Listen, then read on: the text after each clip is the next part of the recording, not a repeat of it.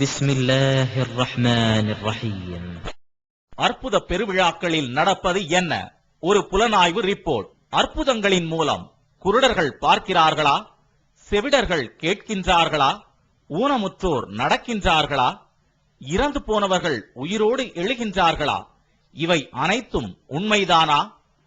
மனிதர்களால் அற்புதம் செய்ய இயலுமா என்பதை விளக்கும் ஓர் புலனாய்வு ரிப்போர்ட். அன்பிற்குரிய சகோதரர்களே, இவ்வளவு அட்டூழியங்களையும் அநியாயங்களையும் பிராடுத்தனங்களையும் பித்தலாட்டங்களையும் எவ்வித உறுத்தலும் இல்லாமல் இவர்கள் இந்த அளவிற்கு துணிச்சலோடு செய்ய முடிகின்றது என்றால் எப்படி இவர்களால் செய்ய முடிகின்றது? நமக்கு ஆச்சரியமாக இருக்கின்றது. நாம் ஆய்வு பண்ணோமேயானால் இவர்களுடைய வேதம் இவர்களுக்கு அதை கற்றுத்தருகின்றது. அதனாலதான் எந்தவித உறுத்தலும் இல்லாம ஒரு குருடன் என்று அறிமுகப்படுத்தினவருக்கு கண்ணாடி போட்டு எவனாவது அறிமுகப்படுத்துவானா? குருட்டு பைய உலகத்திலே எவனாவது கண்ணாடி போட்டு பார்த்திருக்கீங்களா? ஆனால் கண்ணாடி போட்டவரை குருடன் என்று அறிமுகப்படுத்துகின்றார்கள். அந்த அளவிற்கு இவர்கள் துணிந்து பொய் சொல்கின்றார்கள் என்றால் இவர்களுடைய வேதம் அவ்வாறு உருவாக்கி இருக்கின்றது. வேதம் உருவாக்கி இருக்கா? நமக்கு ஆச்சரியமாக இருக்கின்றது. எடுத்து படிச்சு பார்த்தோம்னா அப்படியே வருதுங்க. என்னுடைய அநீதியானது தேவனுடைய நீதியை விளங்க பண்ணினால், என்னுடைய பொய்யினால் தேவனுக்கு மகிமை உண்டாவதானால் நான் பாவி என்று தீர்க்கப்படுவானேன் என்று பவுலடிகள் இருக்காரே, அவர் ரோமர் என்ற 3வது அதிகாரத்தில் 4 முதல் 7வது வசனம் வரையும் சொல்லி காட்டுறாரு. நீ எவ்வளவு பிராடு புத்தலாட்டம் வேணாலும் பண்ணு, அயோக்கியத்தனம் பண்ணு, அட்டூழியம் பண்ணு, தேவனுக்கு மகிமை வரணும். நீங்க செய்யற இந்த பிராடுனால தேவனுக்கு மகிமை உருவாகுது. அப்படி தேவனுக்கு மகிமை உருவான காரணத்தினால் நீங்க பாவி கிடையாது. இயேசுவிடத்துல நீங்க பெரிய கிரேட் உள்ள ஆளு என்று இவர்களுக்கு கற்றுத்தர்றதுனால தான் இவ்வளவு மோசமான விஷயங்களை எந்த விதமான உறுத்தலும் இல்லாமல் செய்கின்றார்கள். சகோதரர்களே, இப்படித்தான் இவர்கள் வார்த்தெடுக்கப்படுகின்றார்கள். அப்படி இவர்கள் வார்த்தெடுக்கப்படுறதுனால தான் இவர்களுடைய பிரச்சாரம் எல்லாமே எப்படி இருக்கின்றது? பொய்யைத்தான் மூலதனமாக கொண்டிருக்கிறத நாம பார்க்கின்றோம். முஸ்லிம் பேரை போட்டு போஸ்ட் அடிக்கிறாங்க. மூசா என்ற மோசஸ் பேசுகின்றார், அப்துல் காதர் என்ற ஆபிரகாம் பேசுகின்றார், நான் இந்து மதத்திலிருந்து வந்தேன், முஸ்லீமா இருந்து வந்தேன் என்று சொல்லி ஏற்கக்கூடியதை நாம பார்க்கின்றோம். ஒரு முஸ்லீமா இருந்து வந்தேன், முஸ்லீமே உரையாற்றுகிறார் என்பது போன்று பில்டப்புகளை கொடுத்து இவர்கள் பிரச்சாரம் செய்வதை, விளம்பரம் செய்வதை நாம பார்க்கின்றோம். புதுக்கோட்டை மாவட்டத்தில் ஆலங்குடியில இந்த மாதிரி ஒரு போஸ்டர் அடிச்சு ஒட்டுறாங்க.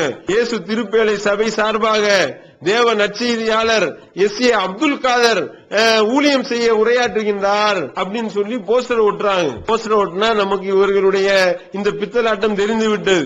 ஏதாவது ஒரு ஆளை கூட்டிட்டு முஸ்லீம்ன்ற மாதிரியான நாடகத்தை நடத்தி இப்படிப்பட்ட ஏரியா வேலைகளை இவர்கள் செய்வார்கள். இது அவங்களுடைய பொழப்பாவே இருக்கு, நமக்கு தெரியதானே செய்யும் என்ற அடிப்படையில் நம்ம என்ன பண்ணோம், உடனடியாக மாநில நிர்வாகத்திலிருந்து டைரக்ஷனை கொடுத்து புதுக்கோட்டை மாவட்ட நிர்வாகிகளும் ஆலங்குடி கிளை நிர்வாகிகளும் புதுக்கோட்டை மாவட்ட டிஎஸ்பியை சந்திச்சு இப்ப கம்ப்ளைண்ட் கொடுக்கறாங்க. பேர்ல உரையாற்றிட்டு போனார்னா பிரச்சனை இல்ல, அப்துல் காதர் உரையாற்றாருன்னு ஏன் எங்களையும் வம்பு கிழிக்கின்றார்கள், இவங்க செட்டப் இப்படி பண்றாங்க அப்படின்னு சொன்னவனையும் டிஎஸ்பி உடனடியாக அந்த நிகழ்ச்சியினுடைய ஏற்பாட்டாளர் லாரன்ஸ் என்பவரை கூப்பிட்டு எச்சரிக்கை பண்றாரு. தெரியாதனமா பண்ணிட்டேன், இனிமே இப்படி எல்லாம் குழப்பம் விளைவிக்க மாட்டேன் அப்படின்னு சொல்லி கைப்பட எழுதி கொடுத்துட்டு போறாரு. குழப்பத்தை ஏற்படுத்தக்கூடிய விதத்துல ஒட்டப்பட்ட போஸ்டர் எல்லாத்தையும் போலீசாரை கிழித்து எறிகின்றார்கள். இவர்களை இப்படியே சும்மா விடக்கூடாது அப்படின்னு சொல்லி தவ்ஹீத் ஜமாஅத்தினுடைய டீம் களம் இறங்குது. அவர்கள் நடத்தக்கூடிய அந்த நிகழ்ச்சியில நாங்க சந்தேகங்களை கேட்போம். ஒருத்தர் முஸ்லீமா இருந்து ஒருத்தர் கிறிஸ்தவத்துக்கு மாறிட்டான்னு சொல்றீங்களா, நாங்க விடமாட்டோம் என்று சொல்லி அந்த நிகழ்ச்சிக்குள்ள நம்மளுடைய சகோதரர்கள் போகின்றார்கள். போய் நாங்க சந்தேகத்தை கேட்கணும் அப்படின்னா சந்தேகத்தை கேட்க அனுமதிக்க மாட்டாங்க. துண்டு சீட்டை எழுதி எழுதி கொடுக்கறாங்க, சந்தேகம் கேட்க வாய்ப்பு தரப்படல. நம்ம மக்கள் எந்திரிச்சிட்டாங்க, எங்களுக்கு இப்ப சந்தேகத்துக்கு பதில் சொல்லி ஆகணும். நீ எப்படி முஸ்லீம்னு சொல்லி எப்படி நீ அப்துல் காதர் என்ற பேர்ல நீ எப்படி ஏமாத்தலாம் என்று நம்முடைய சகோதரர்கள் கொதித்தெழுந்த உடனேயே நம்முடைய சகோதரத்தில் பேச்சுவார்த்தை நடக்குது. அப்ப நீ எப்படியா முஸ்லீம் நீ சொல்றியே, நீ முஸ்லீமா, சலாம் சொல்லி காட்டு பாப்போம் அப்படின்னு அவர் சொல்ற அந்த சலாத்திலேயே விளங்கி போச்சு இவர் எப்படிப்பட்ட பிராடு பித்தலாட்ட பேர்வழி என்று. சலாம் அலேக்கும், சலாம் அலேக்குமா, சலாம் அலேக்கும்லயே தெரிஞ்சு போச்சுல இவர் முஸ்லீம். ஒரு முஸ்லீம் இப்படி அவர் சலாம் சொல்லுவாரு, அவர் சொல்லக்கூடிய உச்சரிப்பை வச்சு விளங்கிக்கலாமா இல்லையா? அந்த மாதிரி நீங்க இஸ்லாத்தை விட்டு வெளியே போனதா சொல்றீங்களே, உங்களுக்கு இஸ்லாத்தை பத்தி என்ன தெரியும் என்று நம்முடைய சகோதரர்கள் கேள்வி எழுப்புகின்றார்கள். குர்ஆன் மக்களை எல்லாம் காபிர்கள் எல்லாம் கண்ட இடத்துல வெட்ட சொல்லுது. அவரு பதில் குர்ஆன் காஃபிர்களை கண்ட இடத்துல வெட்ட சொல்லுது. ஆதாரம் எந்த அடிப்படையில் அது சொல்லப்பட்டது உங்களுக்கு தெரியுமா? போர்ல சொல்லப்பட்ட ஒரு விஷயத்தை இப்படி சொல்றீங்களே, உங்களுக்கு என்ன விளக்கம் தெரியும்? போர்ல எதிரிகள் வந்தானா அவனை வெட்டதானே செய்யணும், உங்களை வெட்ட வந்தவன என்று சொல்லி நம்முடைய சகோதரர்கள் அந்த வசனத்தை எடுத்து காட்டுங்க பாப்போம் குர்ஆன்ல இருந்து என்று கேட்கின்றார்கள். அந்த முஸ்லிம் என்ற போர்வையில் இருந்த பாதிரியார் சொல்றாரு, இல்ல நான் குர்ஆன் கொண்டு வரல, நீ கொண்டு வரல, நாங்க கொண்டு வந்திருக்கோம் சொல்லி நம்முடைய சகோதரர் குர்ஆனை நீட்டி சொன்ன வசனம் எங்க இருக்குன்னு இப்ப எடுத்து காட்டு, அந்த எடுத்து காட்டி முன்பின் வசனத்தை வாசிச்சு காட்டு, எங்களுக்கு முன்பின் வசனத்தை வாசிச்சாலே உனக்கு விளங்கும் என்று சொல்லி நம்முடைய சகோதரர் குர்ஆனை தூக்கி கொடுக்கறாங்க. குர்ஆனை வாங்கிட்டு சொல்றாரு, இதுவரைக்கும் நான் குர்ஆனை படிச்சதே இல்ல. பாத்தீங்களா, அப்துல் காதர் பேரா, ஆனா குர்ஆன் அவர் படிச்சதே கிடையாதாம். அப்போ இவர் போய் பிராடு பித்தலாட்ட பேர்வழின்னு விளங்கிருச்சா? அதோடு மட்டுமல்லாமல் இந்த பைபிள்ல எனக்கு ரட்சிப்பு இருக்கு, குர்ஆன்ல ரட்சிப்பு கிடையாது. குர்ஆன்ல ரட்சிப்பு இல்ல, பைபிள்ல ரட்சிப்பு இருக்கா உங்களுக்கு? எப்படி உங்களுக்கு ரட்சிப்பு கிடைக்கும்? இயேசுவை கொண்டு உங்களுக்கு ரட்சிப்பு கிடைக்கும்னு சொல்றீங்களே, இயேசுவையே சிலுவையில தூக்கி அரைஞ்சு அவரை தன்னைத்தானே ரட்சிக்க முடியலையே, அவர் எப்படி உங்களுக்கு ரட்சிப்பை கொடுக்க போறாரு என்று நம்முடைய சகோதரர்கள் கேட்ட கேள்விக்கு பதில காணோம். அதே மாதிரி இதுலதான் நேர்வழி இருக்கிறதா, பைபிளை படிச்சாதான் நேர்வழி கிடைக்குமா? நம்முடைய சகோதரர்கள் கேட்கிறாங்க, பைபிளை படிச்சா நேர்வழி கிடைக்குமா?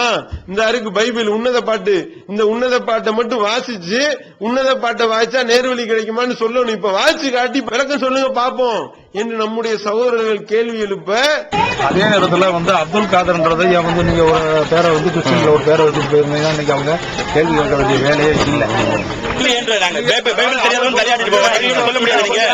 சொந்தக்காரங்க ஒண்ணுமே சொல்லலையே, உன்னத பாட்டு எடுத்து படிங்க, நாங்க கேட்டு போனோம், வாதமே பண்ண மாட்டோம், வரி வரி படிச்சு விளக்கம் கொடுங்க. உன்னத பாட்டு தைரியம் இருக்கா உங்களுக்கு? கடவுளுடைய வசனம் தைரியம் இருக்கா உங்களுக்கு பண்றதுக்கு? என்ன வாதம் படிச்சு கேட்டுக்கொள்ளுங்க. கடவுளுடைய வசனம் எதை கொடுத்தாலும் நான் படிக்கிறேன் தைரியம் உங்களுக்கு வரல, அப்புறம் நீங்க என்ன மனமாற்றம் பண்றீங்க? எந்த வசனம்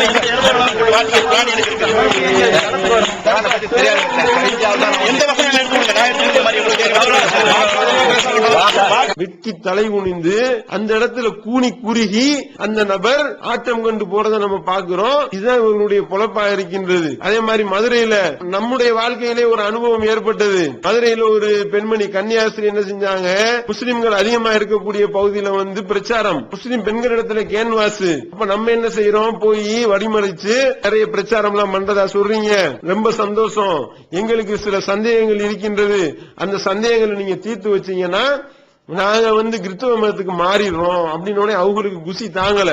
அப்படியா, அப்பனா வாங்க எங்கள்கிட்ட கேள்வி கேளுங்க அப்படின்னு நம்ம அடுக்கடுக்கான கேள்விகளை வைக்கிறோம். இயேசு தன்னை கர்த்தாவே கர்த்தாவே என்று கூப்பிடக்கூடாது என்று தடை போட்டு இருக்கின்றாரே, இதுக்கு விளக்கம் என்ன?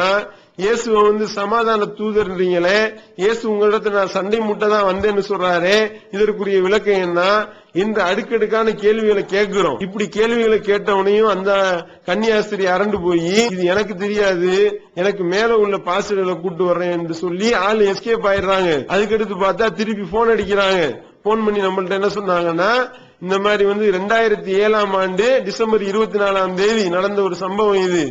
டிஜிஎஸ் தினகரன் இருக்காரா இல்லையா, மதுரைக்கு வர்றாரு, நீங்க அவரிடத்துல கேள்விகளை கேளுங்க, நான் அவரிடத்துல அப்பாயின்மெண்ட் வாங்கிட்டேன், நீங்க என்ன கேள்வி கேட்டாலும் அவர் பதில் சொல்ல தயாரா இருக்கிறேன்னு சொல்லிட்டாரு. அந்த நிகழ்ச்சி முடிஞ்சவனே ஒரு ஜெப கூட்டம் ஒண்ணு இருக்கு, அந்த ஜெப கூட்டம் முடிஞ்சவனையுமே நீங்க என்ன கேள்வி வேணாலும் டிஜிஎஸ் தினகரன் கேட்கலாம், உங்க எல்லா கேள்விக்கும் டிஜிஎஸ் தினகரன் பதில் சொல்லுவாரு அப்படின்னு சொல்லி நம்மளை கூப்பிட்டாங்க. இதுதான் பைபிள், இயேசு இறைமகனா? பைபிள் ஒரு பைபிளையும் எடுத்துக்கொண்டு இது போன்ற புத்தகங்களையும் எடுத்துக்கொண்டு நிறைய குறிப்புகளாம் எடுத்துட்டு போறோம்.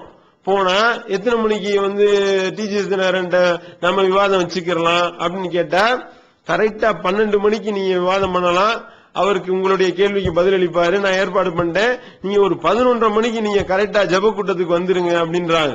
நம்மளும் போறோம். போனா அவங்க என்ன சொல்றாங்க, நீங்க முன்னாடி உட்கார்ந்துக்கிறீங்க, முன் சீட்ல உட்கார்ந்துக்கிட்டீங்கன்னா தான் அவரிடத்துல உடனே கேள்வி கேட்கறது ஈஸியா இருக்கும், முடிச்ச உடனே போய் நம்ம விவாதத்தை ஆரம்பிச்சிடலாம் அப்படின்றாங்க. சரி ஓகேன்னு போய் நம்மளும் உட்கார்றோம். உட்கார்ந்தா அங்கே நடக்கக்கூடிய கூத்துக்களையும் அநியாயங்களையும் அட்டூழியங்களையும் அப்பதான் நம்ம கண்ணால பார்த்தோம். இப்படியெல்லாம் மக்களை ஏக்கிறாங்க அப்படின்னு சொல்லி பேசிக்கொண்டிருந்த மாதிரியே இறங்கும் ஐயா இறங்கும் ஐயா அப்படின்னு சொல்லிட்டு, இதோ உங்களுடைய கைகளை தூக்குங்கள் அப்படின்றாரு. உடனே எல்லாரும் கையை தூக்குறாங்க. இதோ இயேசு நிக்கிறாரு தெரியுதா அப்படின்றாரு. நிக்கிறாரு இருந்தா தெரியுறாருன்னு எல்லாம் கடந்து சிரிப்பு, நமக்கெல்லாம் ஒரு பக்கம் சிரிப்பு வருது, அந்த பக்கம் என்னடான்னா tears we will flee. ஒவ்வொரு அருகிலும் இயேசு நிற்கிறார். Jesus is standing beside every one of you. ஆதியும் அந்தமுமானவர் ஒவ்வொரு அருகிலும் The நிற்கிறார். beginning and the end is standing beside every. நீங்கள் இப்பொழுது முகமுகமாய் அவரை பார்க்கலாம். உங்கள் அருகில் அவருடைய பரிசுத்த ஆவியானவர் இப்பொழுது இறங்கிக் கொண்டிருக்கிறார். ஒவ்வொருவர் மீதும் கர்த்தருடைய பரிசுத்த ஆவியானவர் மழையை போல இறங்குவதை பார்க்கிறேன். உங்கள் ஆன்மீக கண்களை அவர் திறக்கிறார். இயேசுவை நீங்கள் பார்க்கிறீர்கள், ராஜாதி ராஜனை பார்க்கிறீர்கள். உங்களில் அநேகர் இயேசுவை இப்பொழுது காண்கிறீர்கள், அவரை பிரத்யட்சமாய் பார்க்கிறீர்கள். கையை தூக்குங்க, உங்களுடைய கைய எல்லாரும் தூக்கிட்டோம். உங்களுடைய கையை பிடிக்கிறாரா? எல்லாம் சொல்றாங்க பிடிக்கிறாரு அப்படின்றாங்க. அடப்பாவீங்களா, இப்படி மக்களை இப்படியா ஏமாத்துவீங்க? இப்படியா ஏமாந்து கொண்டிருக்கின்றார்கள் என்று அப்பதான் மனம் வெதும்புகின்றோம். இவர்கள் பண்ணக்கூடிய அட்டூழியங்கள்லாம் தெரிய வருகின்றது. அப்ப பாக்குறோம் எப்படி மக்களை ஏக்கிறாங்கன்னு பாருங்க. அப்ப இயேசு உங்களுடைய கையை பற்றி விட்டார், இயேசுவே இறங்கு இறங்கு அப்படின்னு சொல்லி உடனே ஜெப கூட்டம் முடியுது ஒரு வழியா. எப்ப 12 ஆச்சு, 12:30 ஆச்சு, 1 மணி ஆச்சு, 1:30 மணி ஆச்சு, 2 மணி ஆச்சு. ஜெப கூட்டம் முடியும்னு பார்த்தா நைட்டு நடிச்சாம 3 மணிக்கு முடியுதுங்க. 3 மணிக்கு முடிஞ்சா இது என்னமோ 12 மணிக்கு முடியக்கூடியது 3 மணிக்கு முடியுதா? ஏன் இப்படி 3 மணி நேரம் லேட் ஆச்சு அப்படின்னு சொல்லிட்டு, சரி ஓகே நம்ம விவாதம் பண்ணணுமா இல்லையா, டிஜிஎஸ் தினகரன் கேள்விகளை கேட்கணுமா இல்லையா அப்படின்னு சொல்லி நம்ம என்ன செய்யறோம், சரி ஓகேன்ட்டு அந்த 3 மணிக்கு எல்லா ஜபமும் முடிஞ்சதுக்கு அப்புறம் டிஜிஎஸ் தினகரனை பார்த்தா ஆளை காணோம். என்னடா இது, நம்மளோட விவாதம் பண்ணுவோம், விவாதம் பண்ண கூப்பிட்டாங்களே, நீ கேள்விகள்லாம் கேளுங்கன்னு சொன்னாங்களே, கேள்வியை கேட்கலான்னு பார்த்தா ஆளை காணாமே அப்படின்னு சொல்லி அந்த கன்னியாஸ்திரிட்ட போய் கேட்டா அவர்கள் சொல்லுகின்றார்கள், இல்ல டிஜிஎஸ் தினகரன் எல்லாம் உங்கள்ட்ட பேச்சுவார்த்தை அப்பாயின்மெண்ட் எல்லாம் வாங்கல. அப்ப எதுக்கு இந்த மாதிரி சொன்னீங்க? இந்த ஜெப கூட்டத்துல கலந்து கொண்டு இயேசுவினுடைய அருளை நீங்கள் பெற வேண்டும் என்பதற்காகத்தான் உங்களை பொய் சொல்லி நான் வரவழைத்தேன் என்று அவர்கள் சொல்கின்றார்கள் என்றால் விளங்குதா உங்களுக்கு?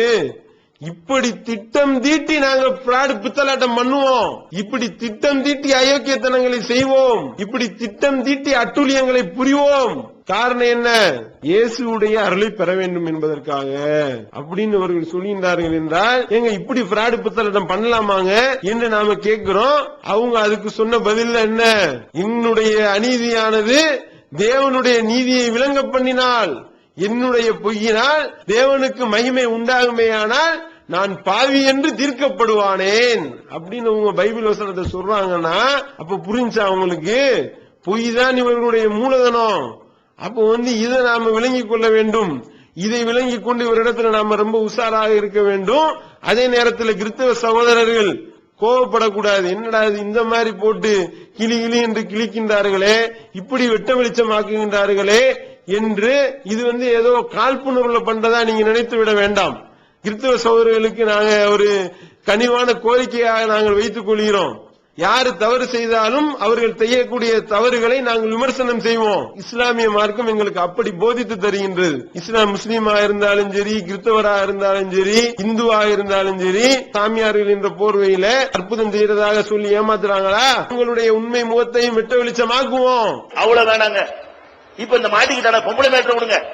இந்த நித்யானந்தாங்கிற ஒரு பிராட் பேர் வழி மாட்டிக்கிட்டான, அவன் ரூமுக்குள்ள கேமரா இருக்கு, அது தெரிஞ்சா ஏண்டா எங்களுக்கு 25 வருஷத்துக்கு என்ன நடக்கும்னு சொல்றீங்க, எங்களுக்கு 10 வருஷத்துக்கு நடக்கும். உன் ரூமுக்குள்ள உட்கார்ந்து ஒரு கேமரா வச்சு உன்னை பார்த்துட்டே இருந்ததுக்கு எத்தனை நாள் பார்த்து தெரியல. அப்ப 2 நாள் போட்டு உன்னை கண்காணிச்சு அப்படி எடுத்து நீ சந்திச்சிருக்க விட்டுட்டாங்களே. உனக்கு அந்த ஞானம் இருந்தால், 7வது அறிவு இருந்தால், ஞானக்கண் என்று ஒன்று இருந்தால், உன்னுடைய கண்ணு எங்க கண்ணை விட கூடுதல் பவர் உள்ளதாக இருந்தால், அது ஏன் உனக்கு எடுக்கிறான் என்று ஏன் தெரியல சொல்லுவாங்க. வேற என்னது? அதே நேரத்தில் கிறிஸ்தவ பாதிரிமார்கள் சொல்லி ஏக்கிறீங்களா? கிறிஸ்தவ பாதிரிமார்களுடைய உண்மை முகத்தையும் தோலுரித்து காட்டுவோம். அதே நேரத்தில் முஸ்லீமாக இருந்தாலும் நான் அற்புதம் பண்றேன், பில்லி எடுக்கிறேன், சூனியம் எடுக்கிறேன், சூனியம் வைக்கிறேன், செய்வினை எடுக்கிறேன், இந்த மாதிரியாக சொல்லிக்கொண்டு தர்கா, தரிகா, முரீது, தட்டு, தகடு, தாயத்து என்று மக்களை ஏற்றுக் கொண்டிருக்கிறார்களே, அவர்களுடைய முகத்திரையும் கிழிப்போம். முஸ்லீம் செய்யறதுனால அட்டூழியம்லாம் கரெக்ட் சொல்ல மாட்டோம். அற்புதம் எந்த ஒரு மனிதனாலையும் செய்ய முடியாது, இயேசுவாலேயே செய்ய முடியலையே, நீ உங்களுடைய பைபிள் பிரகாரம் அப்படின்னு பொழுது நாங்க தயவு தாட்சியம் இல்லாம போட்டு உடைக்கிறோம் சகோதரர்களே. உதாரணத்துக்கு சொல்வதாக இருந்தால், கீழக்கரையில ஒரு ஆலிம்சா, அவர் தன்னை ஒரு ஆலிம் என்று சொல்லிக் கொண்டு பில்லி வைக்கிறேன், சூனியம் வைக்கிறேன், சூனியம் எடுக்கிறேன், மந்திரிச்சு தர்றேன் என்று சொல்லி பெண்களிடத்தில் சிலிமிசம் பண்ணாரு. தமிழ்நாடு தௌஹீத் ஜமாத்தினுடைய ராமநாதபுரம் மாவட்ட நிர்வாகிகளும் கீழக்கரை கிளை நிர்வாகிகளும் இணைந்து அந்த போலி ஆலிம்சாவை பிடிச்சு போலீஸ் இடத்துல ஒப்படைத்து போலீஸை கைது பண்ண வச்சாங்களா இல்லையா? அப்ப என்னன்னா இது கிறிஸ்தவ சகோதரர் என்ன விளங்கிக்கிற கூடாதுன்னா, என்னடா காழ்ப்புணர்வுகள் இப்படி பேசிக்கிட்டு இருக்காங்களோ அப்படின்னு நீங்க விளங்கிக்கிற கூடாது. தர்காக்களின் நடப்பது என்னன்ற ஒரு சீடியை போட்டு கிழிச்சோமா, தர்காக்கள் எப்படி எல்லாம் அட்டுழியங்கள் நடத்துகின்றார்கள், அற்புதம் செய்கிறோம் என்ற பேர்ல தர்கால எப்படி எல்லாம் மக்கள் இயக்கிறாங்கன்னு போட்டு காட்டோமா? அந்த மாதிரி ஒரு டிவிடி தான் இப்ப இந்த டிவிடி, அற்புத பெருவிழாக்கள் நடப்பது என்ற டிவிடியும் அதனுடைய தொடர்ச்சி தான் ஒழிய இது நாங்க தனியா பண்றது நீங்க எதுவும் விளங்கிடக்கூடாது. இது காழ்ப்புணர்வுல பண்ணல. இதை நாம கிறிஸ்தவ சகோதரர்களுக்கு ஒரு செய்தியாக சொல்லிக் கொள்கின்றோம். அதே நேரத்தில் அற்புதம் என்பதை பொறுத்த வரைக்கும் மனிதர்களால் அற்புதம் செய்ய முடியுமா? எந்த மனிதராலையும் அற்புதம் செய்ய முடியாது. அற்புதம் என்பது படைத்த இறைவனிடத்தில் இருந்து இறை தூதர்களுக்கு மட்டும்தான் வழங்கப்பட்டிருக்கின்றது. நீங்க செய்றீங்களே, நீங்க சொல்றீங்களே இந்த மாதிரி அற்புதம் செய்யறதாக சொல்லி, இந்த அற்புதம் செய்யறதாக சொல்லக்கூடிய இவர்களுக்கு நாம் ஒரு பகிரங்க சவாலை விடுகின்றோம், பகிரங்க அறைகூவல் ஒன்றை விடுக்கின்றோம். யார் யாரெல்லாம் அற்புதம் செய்யறதாக சொல்றாங்களோ அவங்க எல்லாம் வாங்க, சோதனை பண்ண தயாரா? நீங்க அற்புதம் தான் பண்றீங்களா? டெஸ்ட் பண்ணி பாப்போமா? கண்ணு குருடு சரியாகுது, செவிடு சரியாகுது, ஊமை எல்லாம் பேசுதுன்னு சொல்றீங்களே, வாங்க டெஸ்ட் பண்ணுவோமா? அப்ப சோதனைக்கு உட்படுத்தினால் ஒண்ணும் இல்லாம போயிடும். இப்படி ஒரு புலனாய்வு ரிப்போர்ட்டை போட்டு ஒரு கேமராவை கொண்டு போய் உங்களுக்கு தெரியாம எடுத்ததுலயே இவ்வளவு வண்டவாளம் கிழிஞ்சு போச்சே, இத சோதனைக்கெல்லாம் உட்படுத்தினால் ஒண்ணும் மிஞ்சாது. அதை நாம கவனத்துல கொள்ளணும். அதே நேரத்தில் இஸ்லாம் உங்களுக்கு அழைப்பு விடுக்கின்றது. இஸ்லாத்துல நபிகள் நாயகம் ஸல்லல்லாஹு அலைஹி வஸல்லம் அவர்களை நாங்கள் இறை தூதராக நம்புகின்றோம்.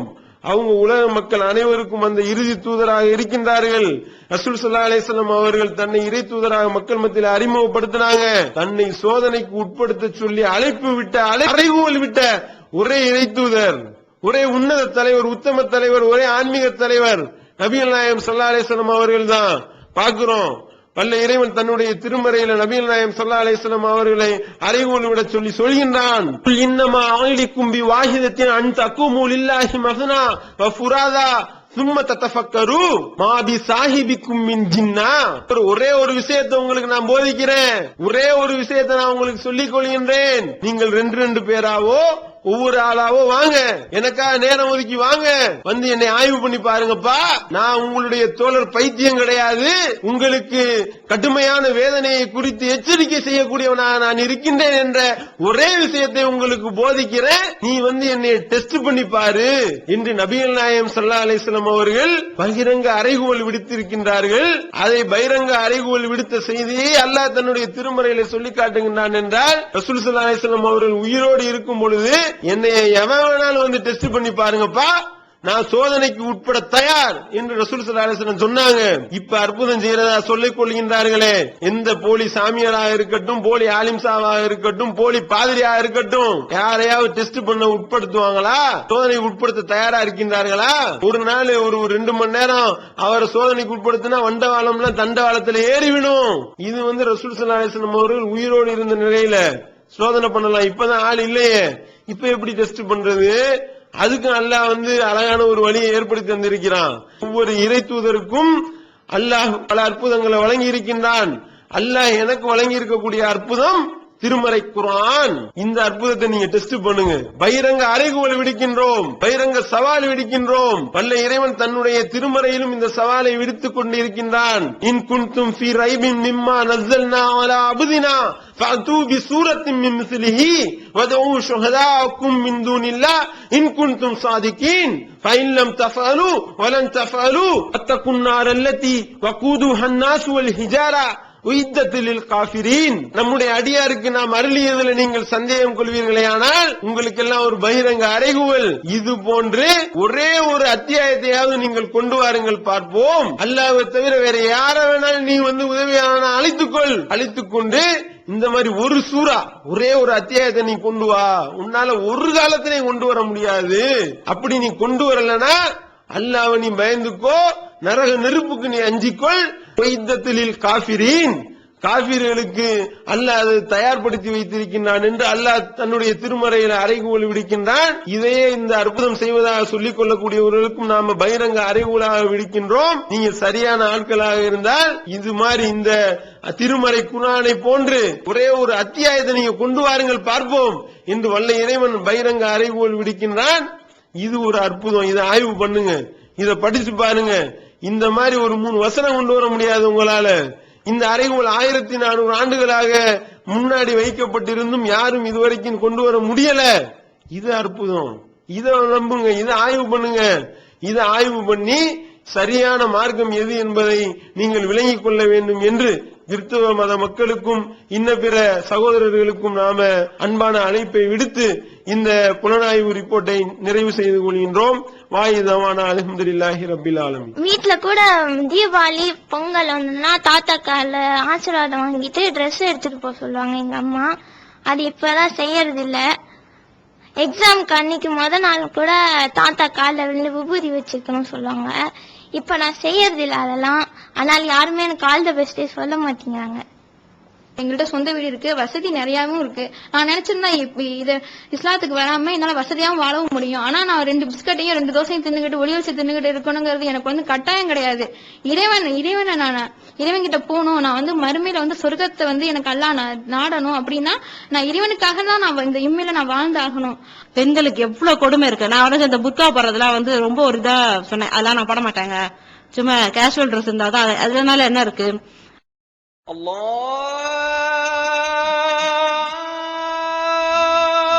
Akbar, Allahu Akbar, Allah